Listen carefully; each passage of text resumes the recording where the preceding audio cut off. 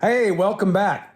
Time for another story, right? Now, normally this is the time when I go right into the story, but I wanted to do something a little bit different tonight. First of all, I'd like to introduce myself.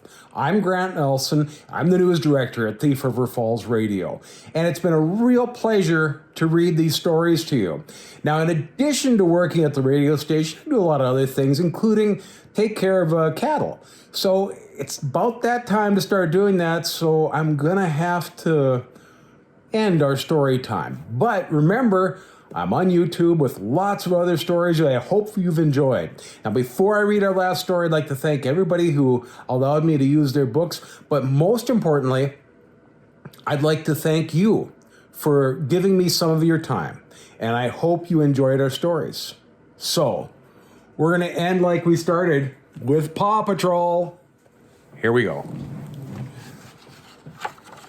This one's called Ready, Race, Rescue.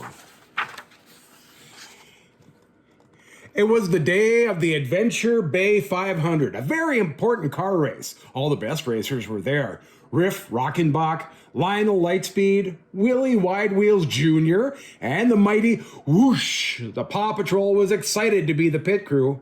Marshall, you must be the Whoosh's biggest fan pup ever, said Sky. I am, said Marshall. I've seen every one of his races. Just then, the cheetah screeched up to the starting line. She was Mayor Humdinger's niece and a very sneaky racer. Eat my dust, pups, she said when the qualifying race began. And they're off, except for the Whoosh, said Ron Rapidfire, the announcer. He seems to be stuck on the starting line. Mayor Humdinger had ordered his Kitten Catastrophe crew to glue the Whoosh's tires to the track. I'm ready to do a rough repair, said Marshall, who had his hydroblaster. I've got lots more dirty tricks, said the cheetah, pushing a button on her car. A spear came out of her wheel and punctured Lionel Lightspeed's tire. Don't worry, Lionel, said Ryder. The pit crew pups will get you back in the race. The Paw Patrol raced to the rescue in their brand new mobile pit stop. Riff's speakers were blasting loud music as he caught up to the cheetah. I've got a new song for you, said the cheetah. It's called the Foggy Bottom Blues. She pushed a button and a blue fog immediately sprayed from her car. Both Willie and Riff crashed.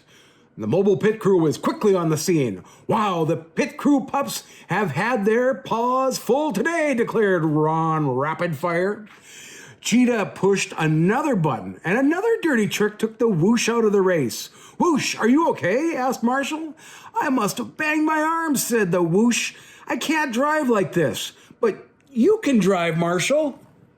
Marshall couldn't say no to his favorite driver, so he took the Whoosh's place in the next race. He zoomed along the track, screeching around the turns. Marshall has taken the lead as they hit for the finish line, announced Ron Rapidfire. That Ron is pretty loud. That pup's finished all right, said the cheetah. Now it's a slingshot to victory. See ya! With that, the cheetah fired a rope at Marshall's car, which pulled him back while she zoomed ahead of him. Marshall's car went spinning.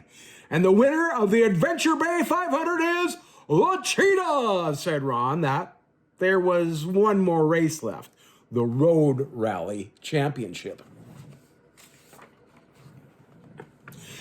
The Whoosh's arm wouldn't be better in time for the championship, so he trained Marshall to take his place. He taught the pup how to drift, slide, and to glide.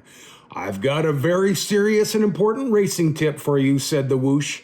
Smile, buddy. Racing's fun. I can definitely do that, said Marshall. In the cheetah's hideout, the Humdingers were making plans. The Whoosh is training that pup to race against you, said Humdinger. The cheetah thought for a moment. We need to upgrade my race car by taking the best parts from everyone else's. Mayor Humdinger used his blimp to steal the other drivers' cars. He even snatched up the Whoosh so he couldn't coach Marshall. Going too far. This rescue has a need for speed, Ryder declared. He used the mobile pit stop to jazz up all the pup's rescue vehicles. Engines revved and roared as the Paw Patrol raced to the rescue. Back at the track, it was time for the championship race. The cheetah rolled up in her racer, which had been turbocharged with all the best parts from the stolen cars. "There's no one to challenge the cheetah," exclaimed Mayor Goodway. "I guess that means I win," said the cheetah. Just then, Marshall rolled up his super rescue car. "I'm racing for Team Whoosh," he declared. But then he radioed Ryder. "Have you rescued the Whoosh yet? I could really use his coaching about now." "We're still after him, Marshall," Ryder replied. "Hang in there." "Ready, set, race," said Mayor Goodway, and the cars sped off. I hard to wait to find out what happens. Meanwhile, the rest of the pups worked together to save the Whoosh. Skye caught Mayor Humdinger's blimp in her turbojet. Rocky built a ramp, which Chase used to launch himself into midair to free the Whoosh. The Whoosh fell into the bay where Zuma picked him up. The race went on. The cheetah tried her slingshot move again. Marshall began to spin out of control like before. But then he remembered what the Whoosh had taught him. He stayed calm and steered through the spin. "Way to go, Marshall," said a familiar voice through Marshall's pup tag. "Whoosh!" exclaimed Marshall. "You're back!" "Ryder and the pup saved me," said the Whoosh. "But no one needs to save you. You can win this race all on your own." "I can," said Marshall. "I'll try to drift, slide, and glide just like you taught me." Marshall sped towards the finish line.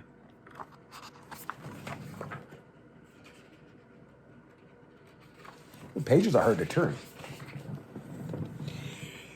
He won the race. "This championship really belongs to the Whoosh," Marshall declared. "I couldn't have won it without him."